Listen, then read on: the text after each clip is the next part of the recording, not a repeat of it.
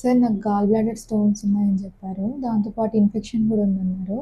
Surgery laparoscopic ద్వారా చేసుకోమన్నారు. అయితే బయట చాలామంది ఏమంటున్నారంటే లాప్రోస్కోపీలో సర్జరీ కంప్లీట్ అవ్వదు. సగం సగమే చేస్తారు. అది ఎంతవరకు కరెక్ట్ ఉంటుంది సార్? చాలా మందికి ఉండేటువంటి అపోహ అయితే అది తప్పు. లాప్రోస్కోపీగా చేయడానికి, ఓపెన్గా చేయడానికి పెద్ద తేడా ఏమి ఉండదు. లోపల చేసేటువంటి ఆపరేషన్లో ఎట్లాంటి తేడా ఉండదు. తేడా ఎక్కడొస్తుందంటే దీంట్లో కట్ చేసి ఆపరేషన్ చేస్తారు, దాంట్లో హోల్స్ పెట్టి ఇన్స్ట్రుమెంట్స్ ద్వారా, స్పెషల్ ఎక్విప్మెంట్ ద్వారా ఆపరేషన్ చేస్తారు, అంతే తేడా. రెండింటిలో కూడా గాల్ బ్లాడర్ను పూర్తిగా తీసేస్తారు. లాప్రోస్కోపీలో సగం సగం ఆపరేషన్ చేస్తారు అనేది పూర్తిగా అపోహ. గాల్ బ్లాడర్ సర్జరీకి ఓపెన్ సర్జరీ చేయడం కరెక్ట్ కాదు.